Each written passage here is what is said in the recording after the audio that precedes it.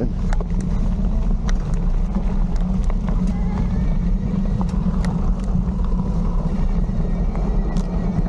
Alright, we're in level 3 on this class 1 road. This is a steep section. We're going up to 8,000 feet. This would be eminently doable on a Rungu Dualie Steep, Rungu Dualie Standard. And we get a little bit of few rocks here. Pedaling to get over the top. As always, this is an adventure off-road. I've never been here before. This is a, I think, class 1 road that goes, actually may have a little bit of snow up top. It goes into the Lincoln National Forest. Onyx Off-Road calls it the Deep Slough. I think details are the link will be below.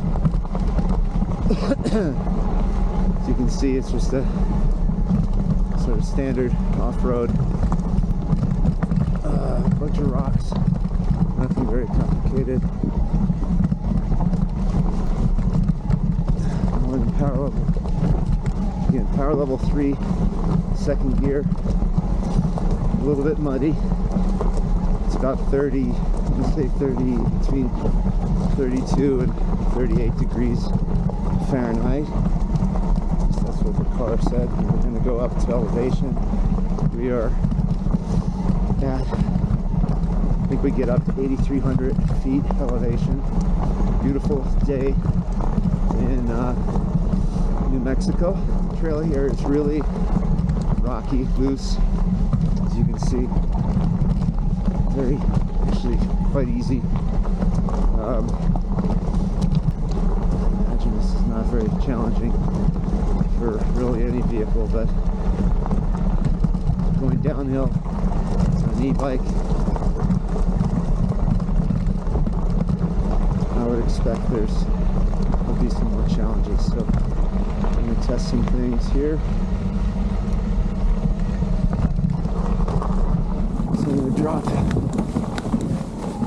I think it's third gear. Second ride of this rocky terrain. Standing up without pedaling.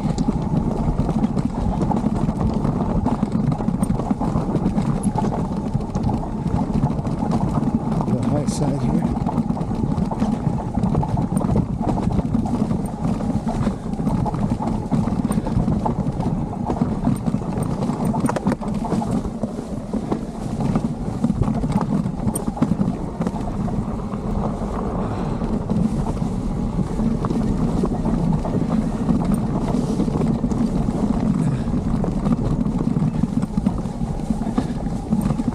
I don't think I would take my truck on this.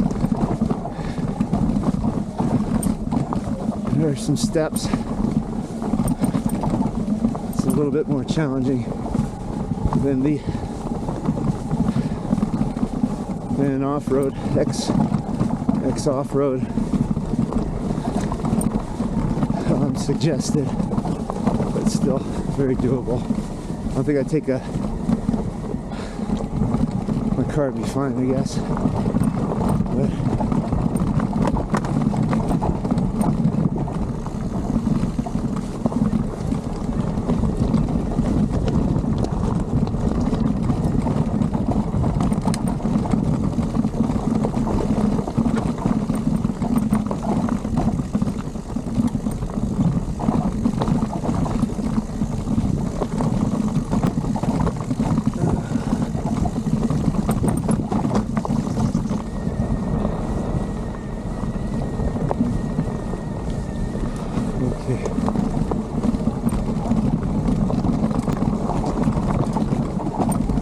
side shift there, loose rock.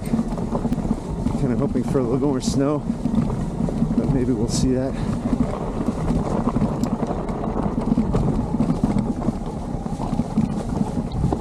Cool. Really rocky.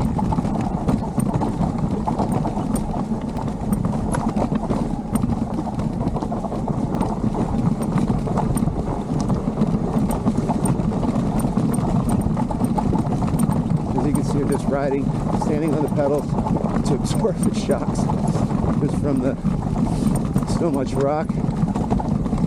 Pretty rocky road for a class 1, as they would have it, but it's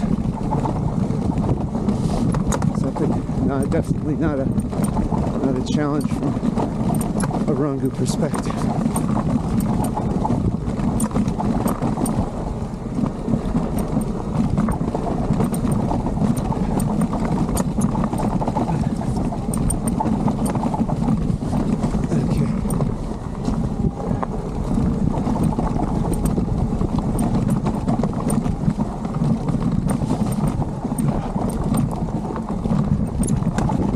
Go high side here.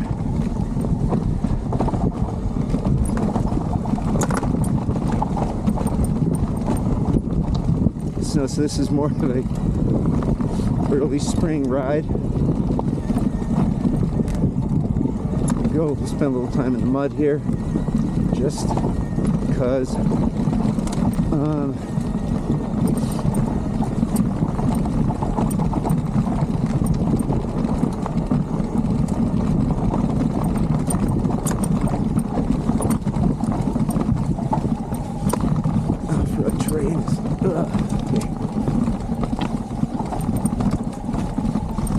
We get a little bit of steep section here.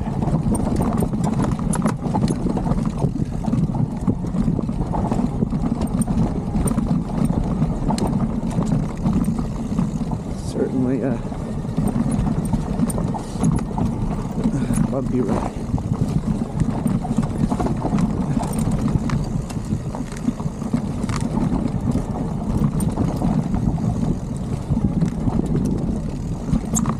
We also have on here the 2024 mud guards, and the big improvement this year, thanks to our engineers, is a single hex key release, meaning you don't need to, which is something that obviously plagued me in one of my earlier videos where I was in Arizona and I couldn't remove the fender because we were on a really bumpy section and it got folded under. And when that happened, it was like the proverbial cart in the spokes, where you couldn't, it was extremely noisy and it was sort of like preventing the wheel from rotating. So taking it off was another affair altogether, since I forgot to bring an adjustable wrench or something to hold the nut on the other side. With this single key system,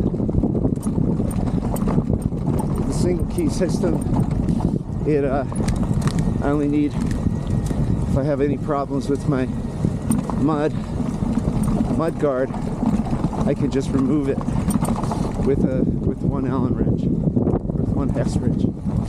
And we've introduced some new mud guards too, so you can hear the rocks being picked up by the mud and thrown up against the mud guards, just like a little scratching sound. I really don't know. I don't want to get caught in a section where I really need the lower gear, but it's pretty flat right here.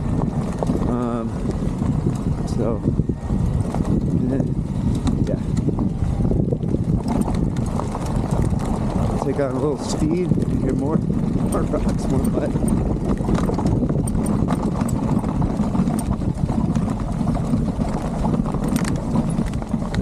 Good. Okay, back up to third gear, I think. No, fourth gear actually. And we're going about 10 miles an hour on this terrain, which I think on my truck I would be, well, on these sections maybe, but on the other ones I'd be hard pressed to go this fast. Oh, we finally got a little bit of snow. Let's go into the snow. What do you know? It's snow. Okay. Well,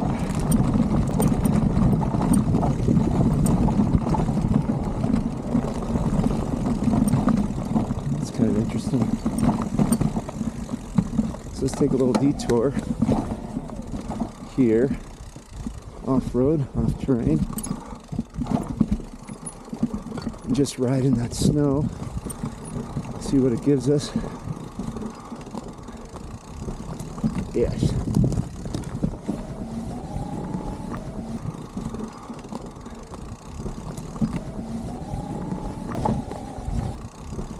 Go over these abandoned rocks, abandoned dead trees, and back on the road.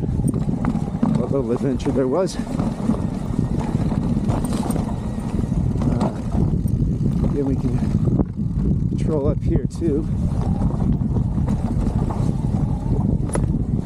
And we make a thing of talking about how you can go, you can get side slip, you can wash out in the front two different ways, wash out two different ways, in the front and the rear, and it may be visible in the video, and again it may not be, but we certainly get a lot of side slip and in the back, and because you have the stability in the front, it doesn't matter, you don't fall over, you just end up correcting, and it's quite easy, and you don't need a lot of speed to do so. So back on the trail.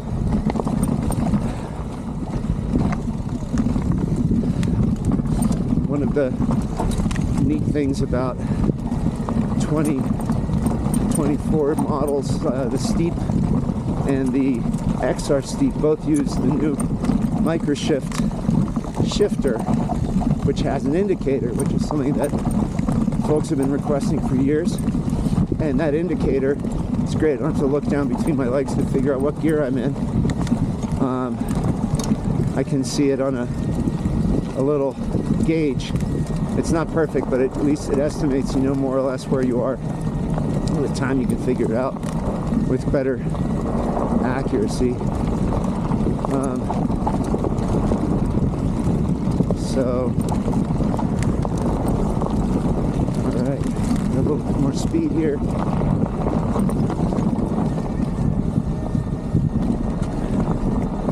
Overrunning somewhat.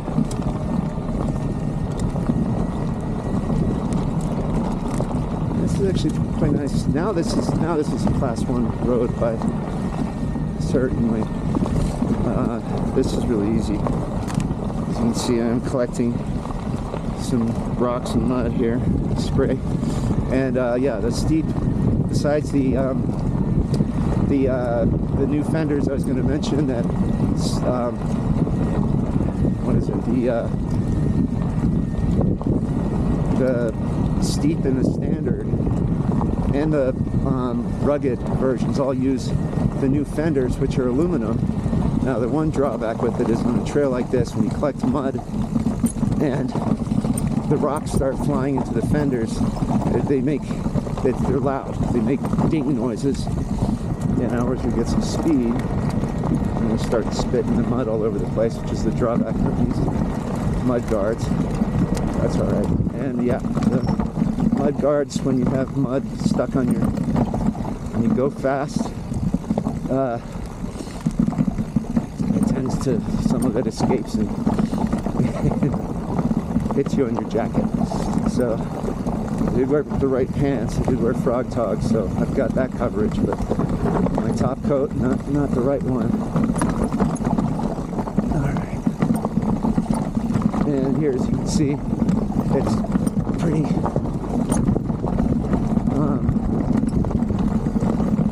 rocky. Interesting, we just got a stripe of snow like that.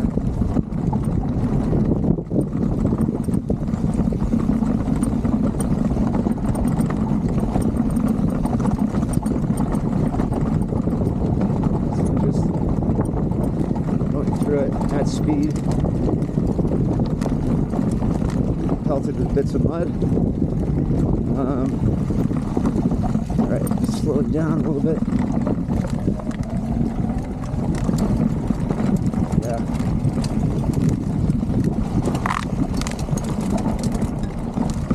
Oh, herd of deer.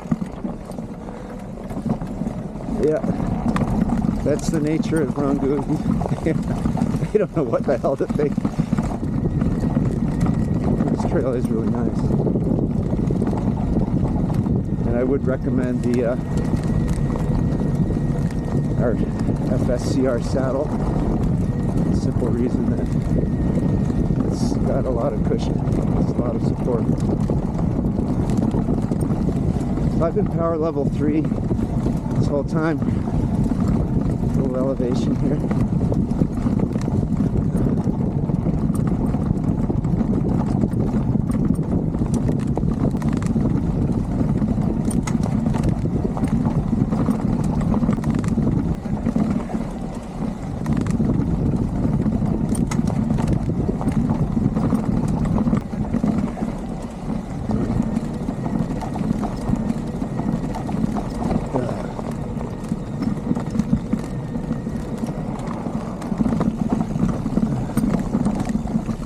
Okay, so now since the road's really cleared out a lot, I'm going to get up to speed in,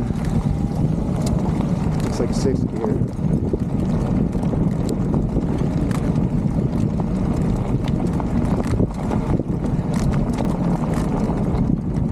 Yeah, you can see the mud being flung off. Okay, I'm doing 10 miles an hour, so standing up, knees flexed, just to get through all this.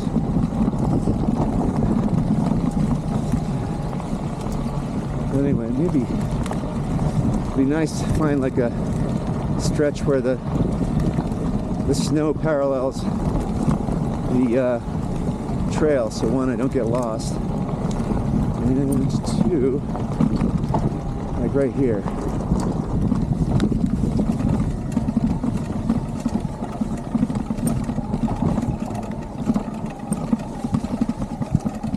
So what you're hearing, that kind of crackling sound. Oh, there's another trail here, side trail.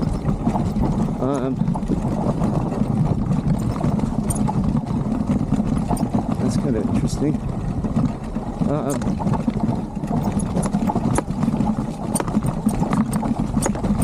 That's all rocks. So maybe we'll make this our turnaround spot, since it looks like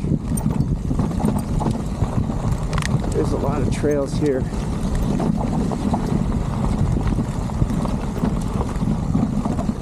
And so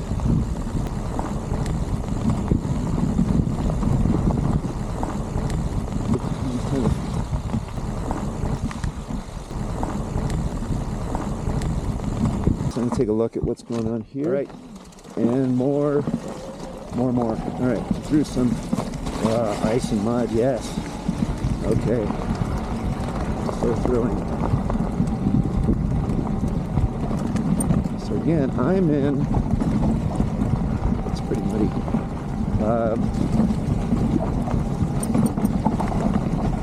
This guy was aiming for the path of least bumps, fewest bumps.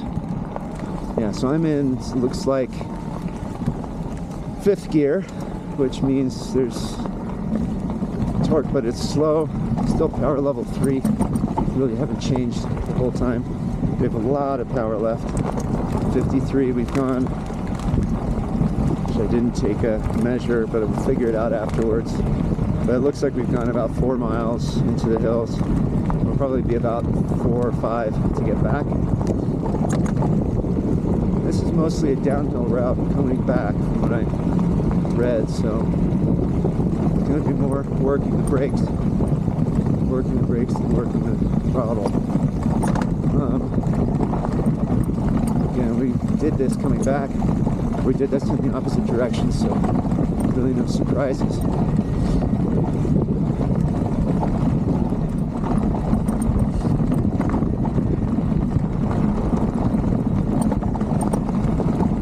kind of hard to see where the holes are when you go into the shade, but as you can tell, doing all right. 14 miles an hour through that stretch. Although I'm getting muddier.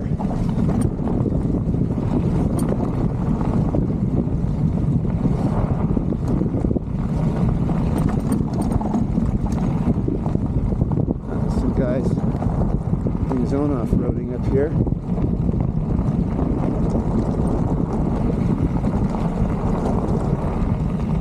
Too late. That's part of the mix now.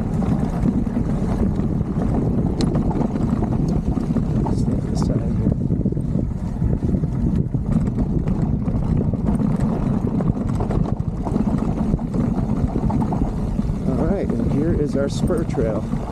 So I'm going to get into a lower gear because I don't know. I think I'm going to get into second actually because I don't know what we're going to see and how it's going to be.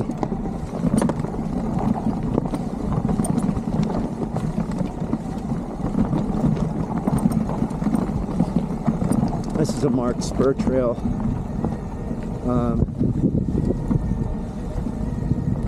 And well, it looks like it's spur of the spur.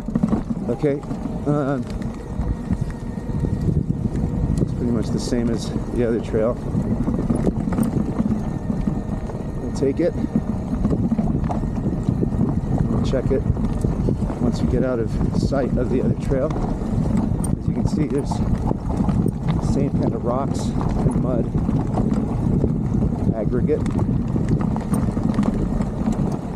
and this this saddle is not the most comfortable, so I'm going to stand up over a lot of this stuff. And it looks like I should go even into a lower gear so I can go take full advantage of the torque at power level 3. As you can see, there's a few steps here.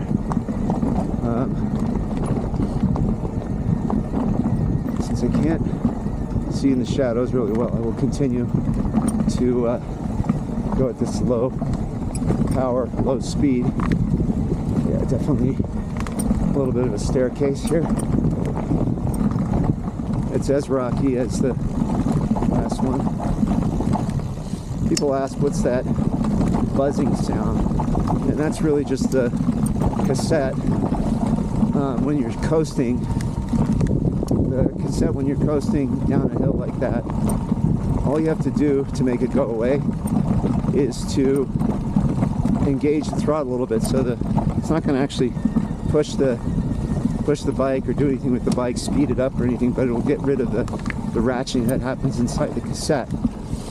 So like right now I am under power, and you see it's lurching because it speeds up, and then the cassette, or rather I start coasting, and the reason I don't hear the buzzing is the motor is continuing to spin the cassette along with the wheel, so that prevents all that extra noise. So for, you know, if you really want to be silent, that's the best way to do it, because all cassettes make a ratcheting noise to some degree. There are a few that don't, but those are not strong enough for the motor.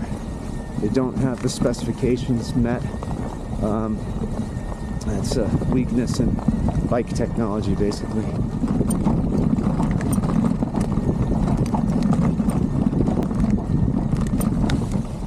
Okay, I'm going to go back into a small gear as we're going uphill. And these rocks are unpredictable. I could go a little bit faster, but I don't know if I have the legs for it. And I prefer to stay, as I always recommend, or as we always recommend, the low gear to because you don't know what's going to happen around the next corner, and you may need more power to get through it. So being unfamiliar with this, it's the first time I've been here. I'm going with this, clean off the tire a little bit. I don't have any knowledge of what's around the corner, so we'll stay in a low gear.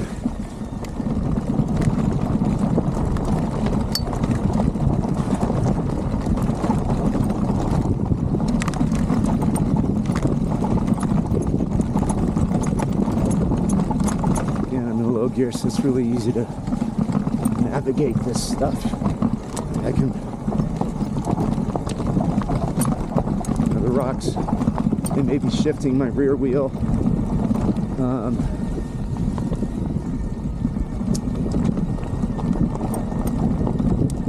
They may be shifting my rear wheel, but it doesn't cause me to wipe out or wash out. Honestly, full control.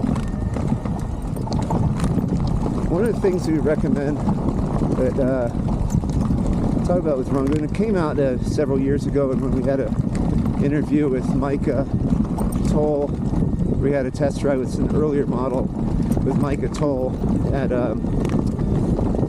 what's it called, the Electrack. He folks don't recognize it. Just go for it. You don't, I mean, don't, with all the rubber that you have underneath you, you don't have to think too hard. I mean, unless it's really technical, and this isn't. But I don't have to worry about, okay, there's a rock here, there's a rock there. Just go over the rocks. Just don't even worry about it. Particularly with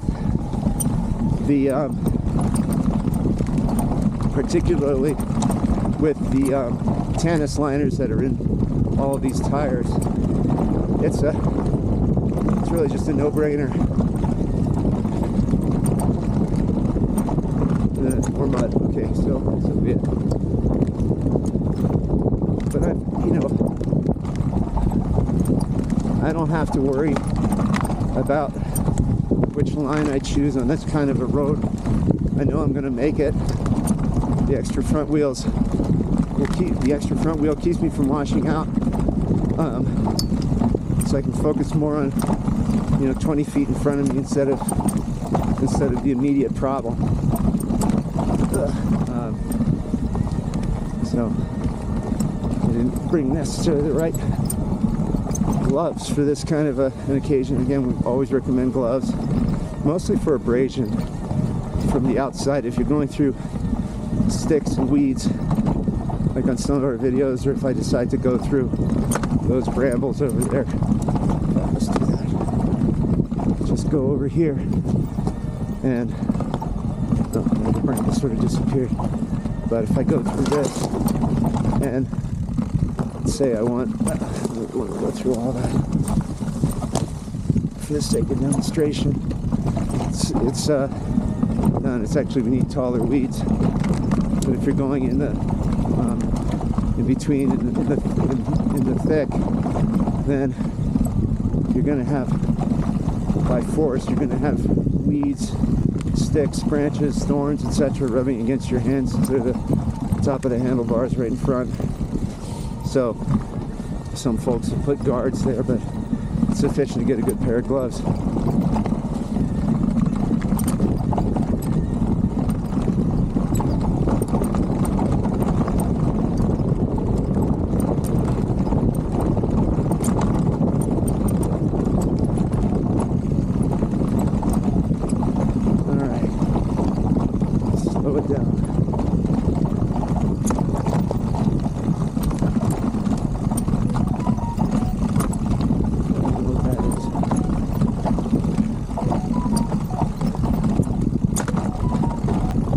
Now we're going down.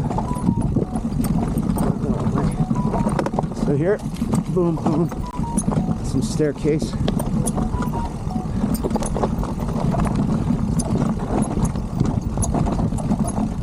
As you can tell, I'm going carefully. I haven't done this one before, so. And that, trying to avoid some of the rocks, but that's not working entirely well. Let's go over here, out of the shade, back into the shade, and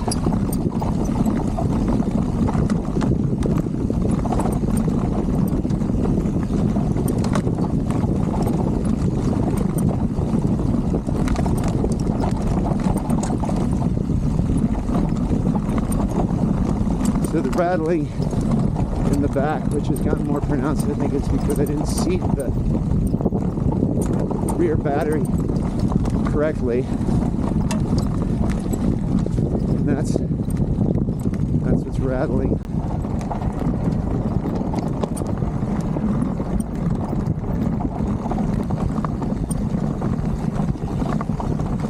I haven't seen any crossroads yet, so wild horse. Okay.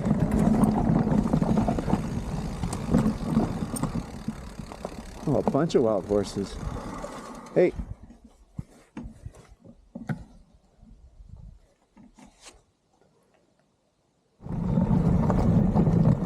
Gotta retrace our steps. Alright, let's maybe go a little faster than this.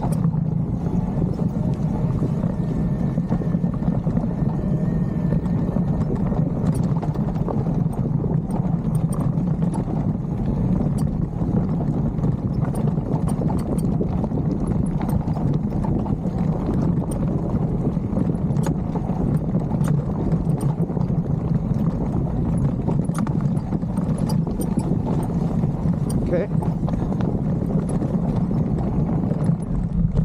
Truthfully, it's a little bit of an adventure. And now, main road. So,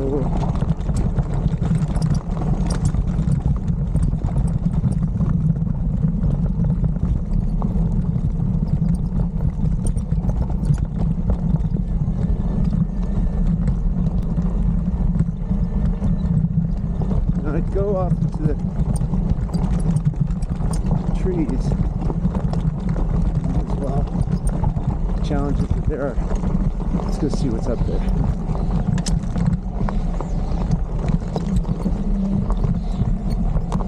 Oh, some angry birds.